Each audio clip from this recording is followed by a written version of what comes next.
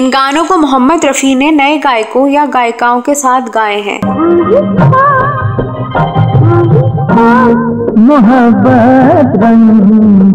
नए गायकों या गायिकाओं के साथ गाए ऐसे कई गाने खूब हिट हुए और उन गानों की बदौलत नए गायकों के करियर में पंख लग गए। अरे क्यों भाई चाचा, अरे हाँ भतीजा, पूरे काम का। मोहम्मद रफी वैसे गायक थे जो गायकी के क्षेत्र में कदम रखने वाली हर प्रतिभा को प्रोत्साहित करते थे और उनको बढ़ावा देते थे। छत पे समझा के चांद निकला। इस वीडियो में मोहम्मद रफी के उस गाने की बात करने जा रही हूँ जिसे उन्होंने गायकी की दुनिया में प्रवेश कर रहे एक नए गायक के साथ गाया था। जब उस नए गायक को उस गाने को रफी साहब के साथ गाने में दिक्कत हो रही थी, तब रफी साहब ने जिस तरह से उस गायक का हौसला बढ़ाया, उसे देखकर स्टूडियो में मौजूद सारे लोग हैरान हो गए। आज भी वह नया गायक रफी साहब के प्रति कृतज्ञ है और जब भी मौका मिलता है वह रफी साहब के प्रति अपनी कृतज्ञता जताते हैं। कौन से वह गायक है और कौन सा वह गाना है, क्या है उस गाने से जुड़ा वाक्य, इस वीडियो में विस्तार से बताने जा रही हूँ। आप बस बने रहिए हमारे साथ।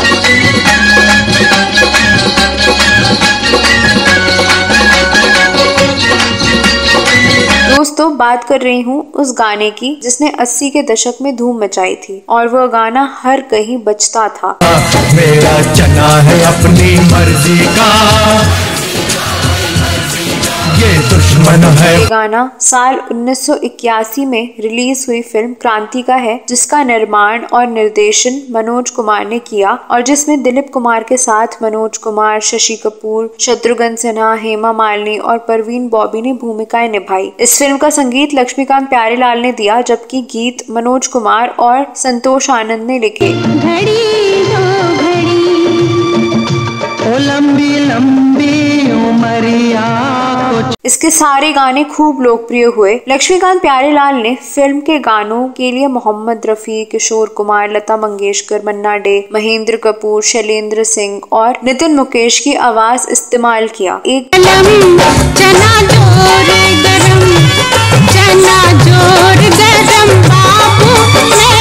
एक गाना मोहम्मद रफी, किशोर कुमार, लता मंगेशकर जैसे दिग्गज गायकों के साथ मुकेश जी के सुपुत्र नितिन मुकेश से रिकॉर्ड कराया गया। सुम सुम सरम सरम,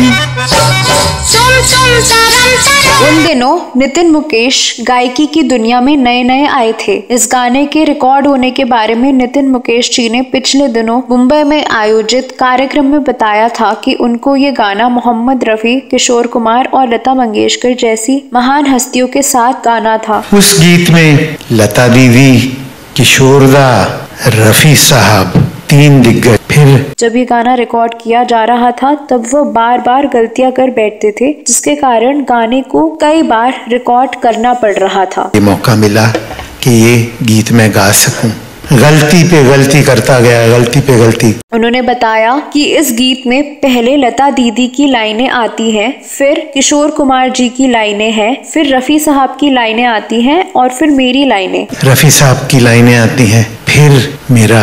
नितिन मुकेश ने बताया कि ये मेरी खुशकिस्मती थी कि मुझे इन तीन दिग्गज महान कलाकारों के साथ गाने का मौका मिल रहा था, लेकिन मैं गलती पे गलती करना। ये तीन महान हस्ती गा के आ रहे हैं और मेरी लाइन में मैं गलती करूं तो उन्हें वापस पूरा गीत गाना पड़ता था।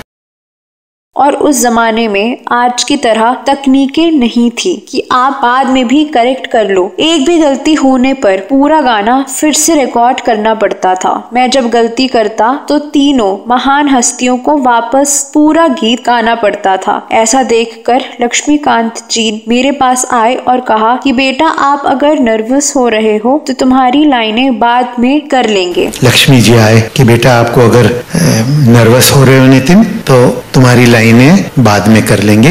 उस समय इस तरह की फैसिलिटी थी। लक्ष्मीकांत जी ने कहा कि पहले 3 आर्टिस्ट के गाने को रिकॉर्ड करके तुम्हारा पोर्शन अलग रिकॉर्ड करके उसको हम एडिटिंग करके एक दूसरे से ज्वाइन कर लेंगे। मैंने लक्ष्मीकांत जी से कहा बड़ी मेहरबानी होगी, मैं बहुत नर्वस हूँ, घबराया हुआ हूँ। जब मेरे हिस्से को रिकॉर्ड करने की बारी आई तब तक लता दी और किशोर दा वहाँ से निकल गए थे क्योंकि बहुत देर हो चुकी थी। मैंने गाना रिकॉर्ड करना शुरू किया, तभी मैंने देखा कि रफी साहब स्टूडियो में बैठे रहे। मैंने देखा कि रफी साहब स्टूडियो में बैठे रहे कि नहीं, मैं नहीं जाऊंगा जब तक ये बच्चा सही गा नहीं लेता।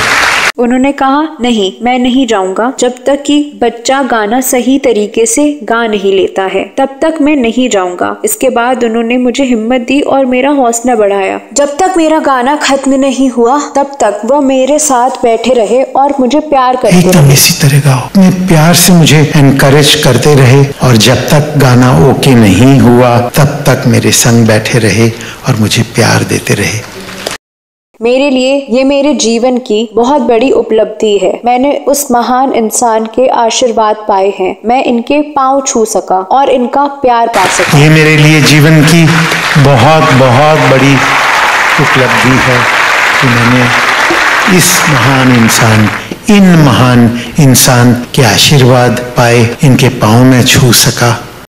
तो ये थी उस गाने की कहानी जिसे खुद नितिन मुकेश जी ने एक कार्यक्रम के दौरान बताया, जिसमें रफी साहब के पुत्र शाहिद रफी भी मौजूद थे। तो दोस्तों, आप इस गाने के बारे में क्या कहना चाहेंगे? अगले वीडियो में मैं किसी फिल्म, किसी गीत या किसी फिल्मी हस्ती के बारे में जानी अनजानी जानकारियां दूंगी। तब तक के लिए नमस्कार।